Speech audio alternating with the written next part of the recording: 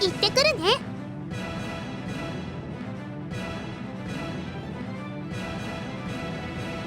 行くぞ。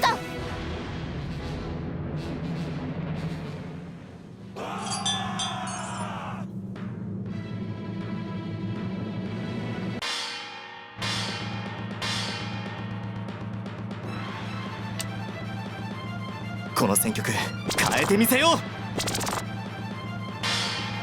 俺の出番か。押しつぶせ。どうしましょう。守りをどうしようかな。頑張って我は長領打ち砕け。これほ我が名は我が隊の力見るがいい。これを使うことになるなんて。今は耐える時だ。俺の出番か。押しつぶせ。負け。どうしましょう。邪魔しどうしようかな。頑張って我は長領打ち砕け。我が名はやはりこうどんどん行くわよ。残念でした。ごめんなさい。俺の出番か。押しつぶせ。どうしましょう。邪魔しないでください。どうしようかな。頑張って我は長領打ち砕け。我が名は負けるわけには。我が隊の力見るがいい。俺の出番か。押しつぶせ。負け。どうしましょう。攻めます。何人たりとも我が部にはい我は長領進め。もはや勝敗は決した。俺の出番か。隙がある。一気に行くぞ。どうしま攻めます。どうしようかな。やっちゃえ。勝ったよ褒めて。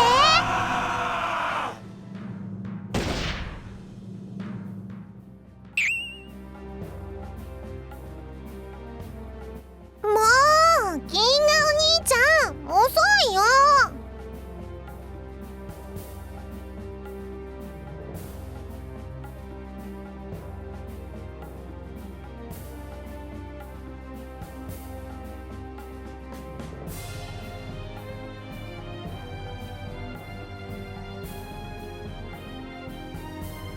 皆集まっているようだな。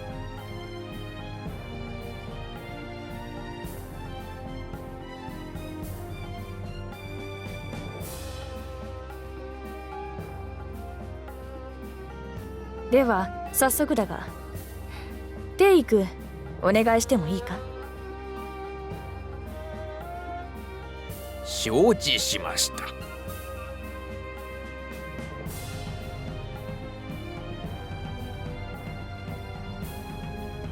おお。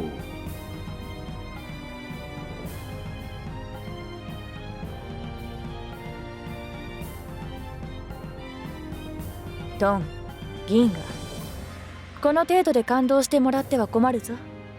こんなものは天下平定の第一歩に過ぎんのだからな。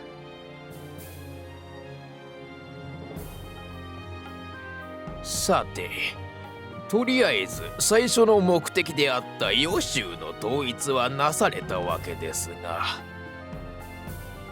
残念ながらそうゆっくりしている暇もないわけだ。なんせ周りは敵だらけだからな。見ての通り、現在我が義軍は残念ながら周囲の勢力と比べるとまだまだ弱小勢力となっておりまして、予断の許されない状況となっております。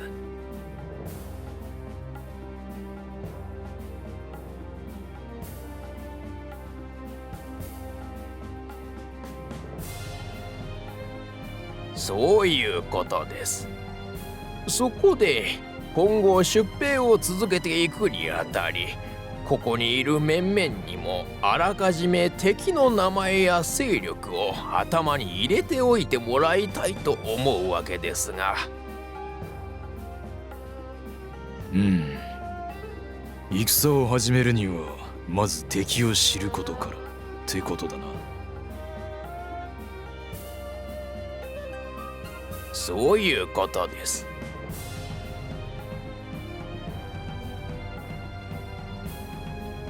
では純衣くん、純優頼む。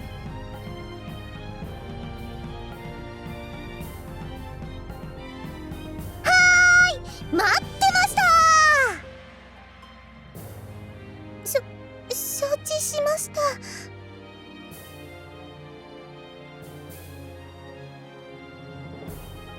ではでは、ここからは天下を彩る美人姉妹20が適正力についてお伝えいたします。お伝えいたします。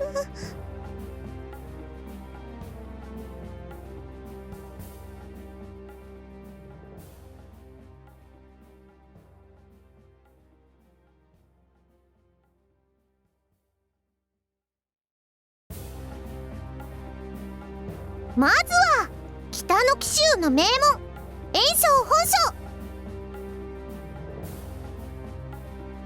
兵力、資金力、その他全てにおいて非常に強大。正直言って今のうちの戦力じゃ全くかなわないかな。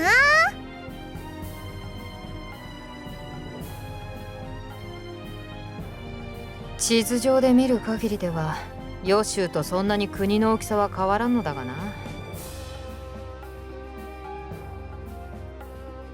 国土だけでは推し量らないものがありますから。さてさて、お次は南東の揚州の炎術航路。さっきの炎章本省の妹で同じく名門、強大な勢力であの孫権文代を配下にしていたんだけど、孫権が亡くなった後を継いだ孫作白府とはなんかあんまりうまくいってないみたいなの。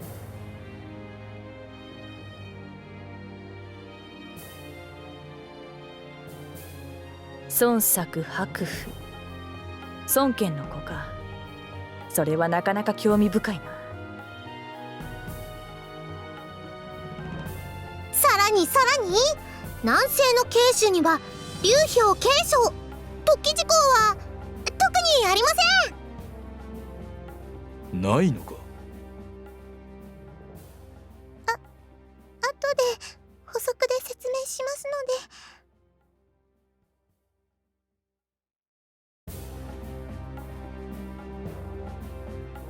で。紀州の炎章、揚州の炎術、慶州の劉氷、この巨大な3つの勢力に囲まれる形で我が義軍の運命はもはや風前の灯火だね。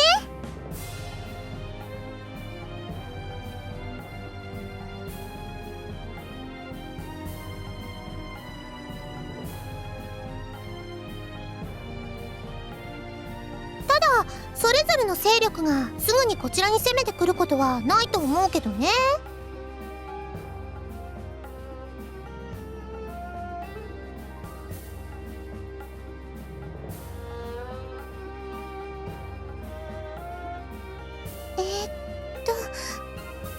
まず紀州の炎章は現在優秀の高孫さんと交戦中です。さらに兵を割くようなことをしたら自滅を招きかねません。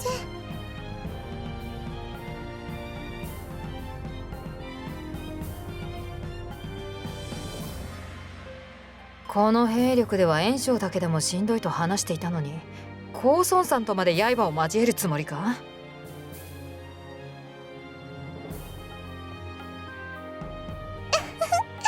お兄ちゃんってば単純だな。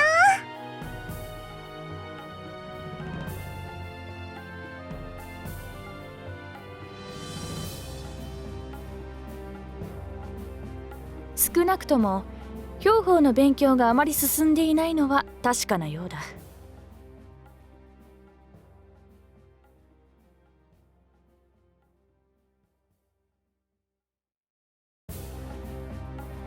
次に揚州の炎術ですが、現在は配下である孫作と争っているようです。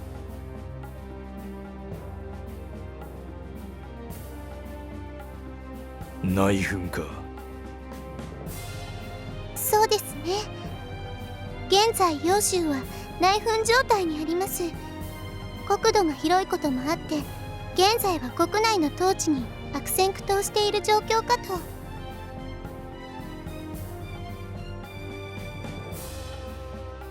最後に慶州の劉氷についてですが、彼はあまり野心を持っておらず他国に侵攻するとは考えにくいです。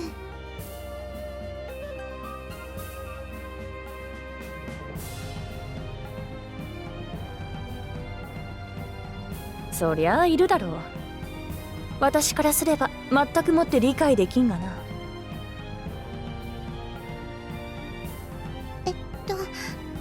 私からは以上です。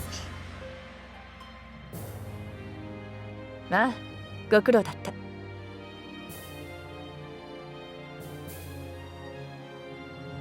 それでね、それ以外の近くの勢力についてなんだけど、ま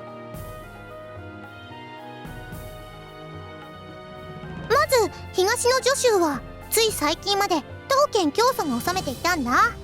でも最近やってきたものすごーく強い人が東県をぶっ倒しちゃって代わりに治めてるんだって。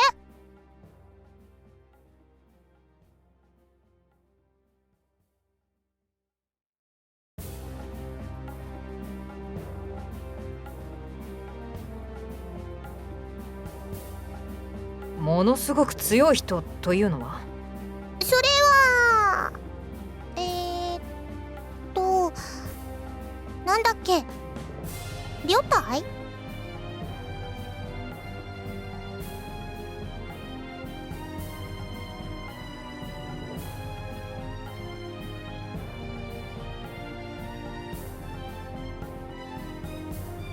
呂布だ。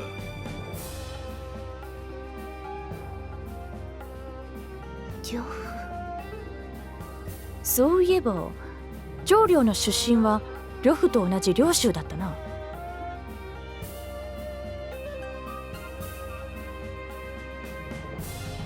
はい、領州の地で一度だけ目にしたことがあります。血のように赤い馬にまたがり鬼神のごとき強さを誇る武神。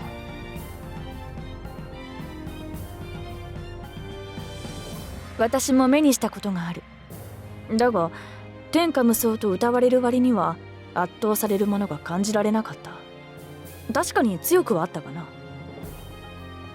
しかしあれほどの大男はそうはいまい。俺も自分よりもでかい男を見たのは初めてだった。呂布は女です。お、お兄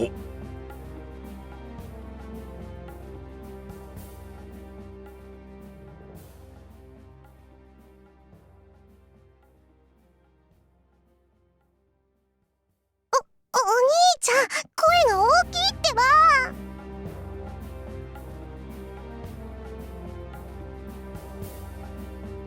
なるほどな。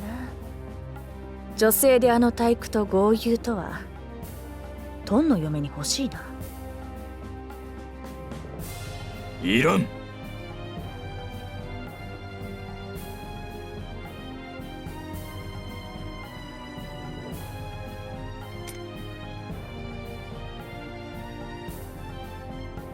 で、他はどうなっている？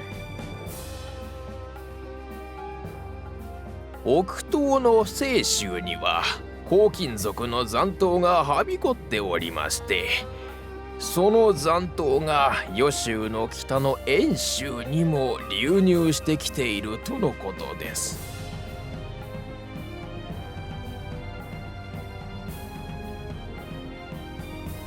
龍太殿からも救援の要請が来ているそうです。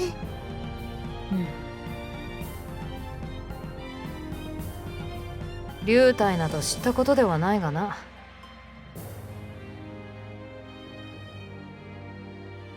いや、ここで恩を売っておくのも賢い判断だ。どうせ黄金の残党とはいずれやり合うことになる。猛徳は奴らに恨まれているからな。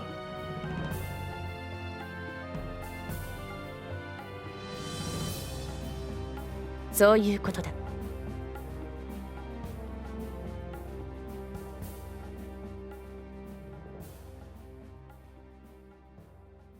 まずは周囲の小さな勢力を下して戦力を整えるのが良いでしょうな。龍太殿の救援に応えて遠州の族を一掃するのがよろしいのでは。さっきの話の通り、大きな勢力はしばらくは攻めてこないだろうしね。あえてこちらから攻め込むこともできるわけだがな。猛徳、勇猛と無謀を吐き違えるな。分かっている。無意味な戦で兵を減らしたくはないからな。それに一度に複数の勢力とことを構えることも控えた方が良いでしょうな。それも分かっている。お前たちそんなに私が戦好きに見えるのか？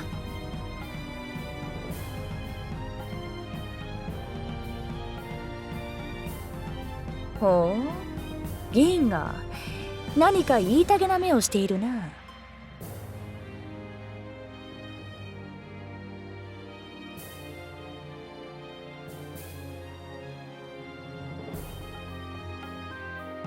というのはまあ冗談だが、まとめると、とりあえず袁紹袁術姉妹は今の時点で相手にするのは避けた方が良さそうだな。その方が賢明でしょうな。よし、まずは慶州を攻める。様子見がてら相手の出方を見てみよう。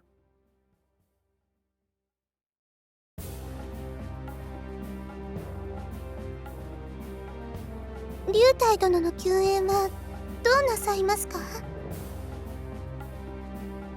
救援には向かうが、一旦保留にしておこう。保留ですか？ああ、先ほどトンも言っていた通り、黄金の残党とはいずれ戦うことになる。どうせ戦うならしばらく龍太に頑張ってもらって、少しでも数を減らしておいてもらう方が賢明だろう。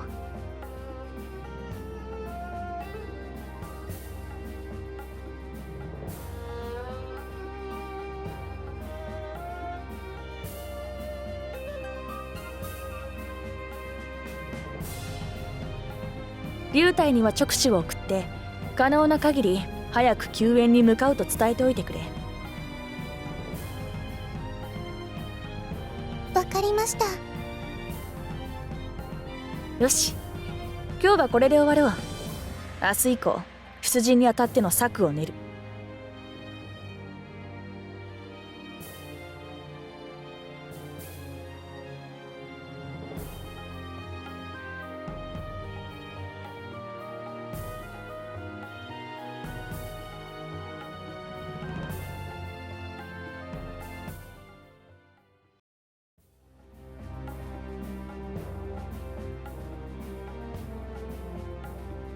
そろそろ日が沈むな。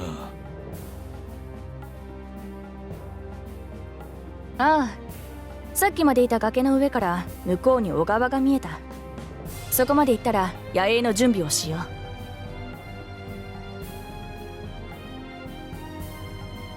う。兵に伝令を頼めるか？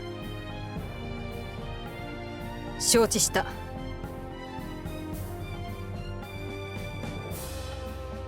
どうした銀河？疲れたのか？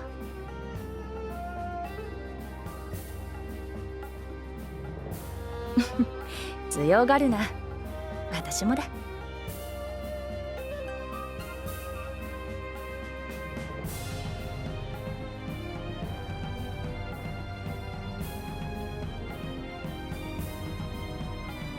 そうだな。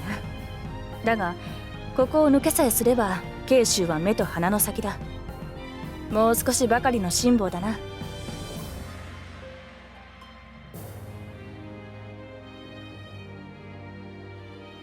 しかし他国を攻める気のない者と戦うというのはいささか気が引けるな。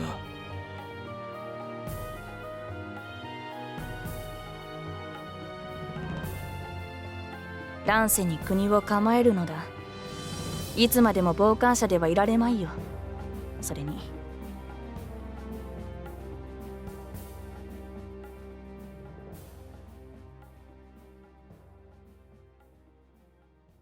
たとえ今我々が攻めなかったとしても、そのうち誰かに攻められるだろうさ。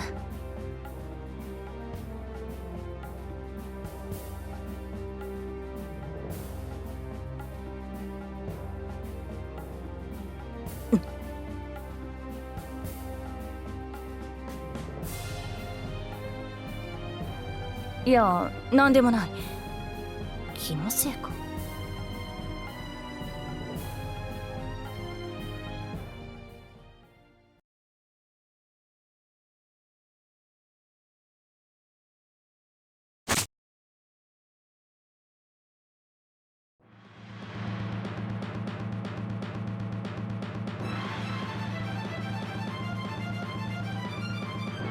何事だ。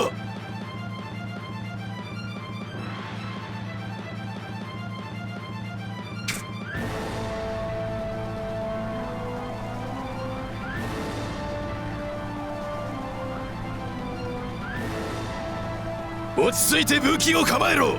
敵襲だ。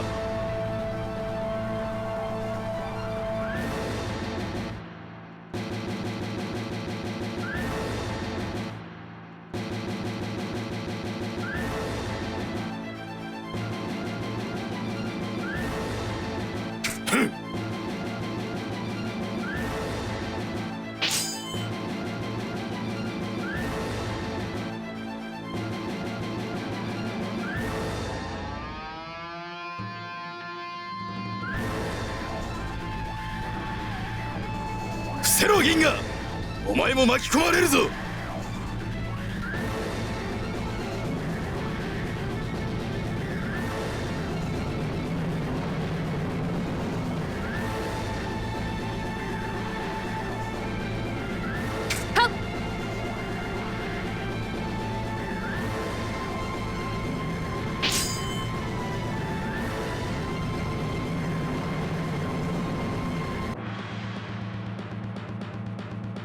銀河、ここから位置をつかむのは無理だ。遠すぎる。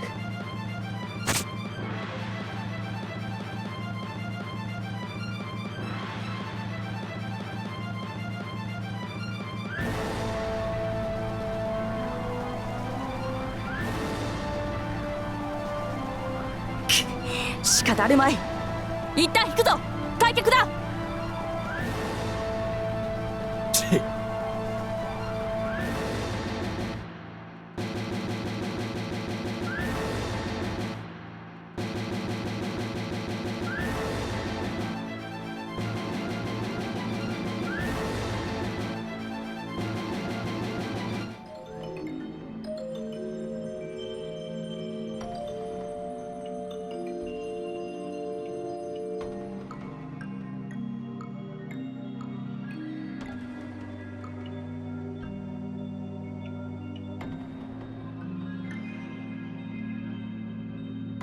ここまで来れば大丈夫だろう。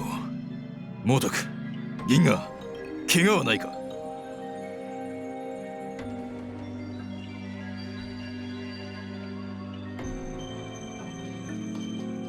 礼には及ばん。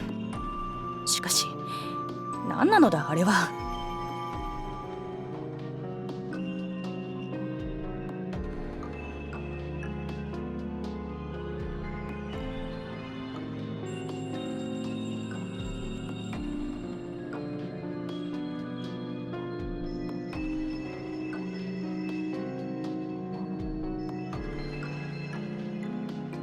だろうな。竜氷め、まさかあのような武器を用意しておくとは。しかもあの距離から命中させてきたことを考えると、使い手も相当な手だれだろう。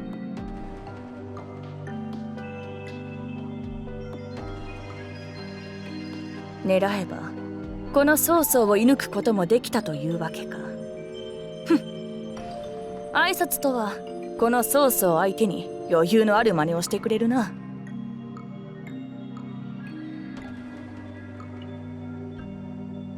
それにしてもこちらの進軍まで読まれていただけでなく、すでに対策まで練られているとは少々なめすぎていたが、どうやら慶州も一筋縄ではいかんらしいな。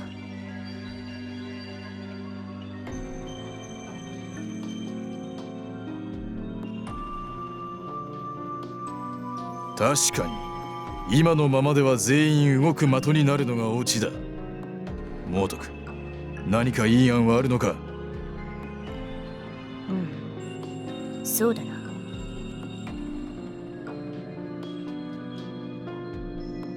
あれだけの威力を持つ銅を防げる盾を用意したとして、それを装備したまま進軍するのはあまり現実的とは言えないな。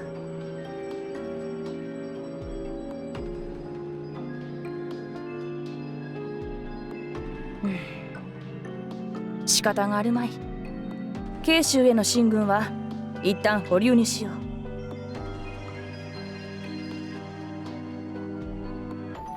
諦めるわけではないんだな。当然だ。この曹操を相手にこれだけのもてなしをしてくれたのだ。たっぷりと礼をせねば失礼だろう。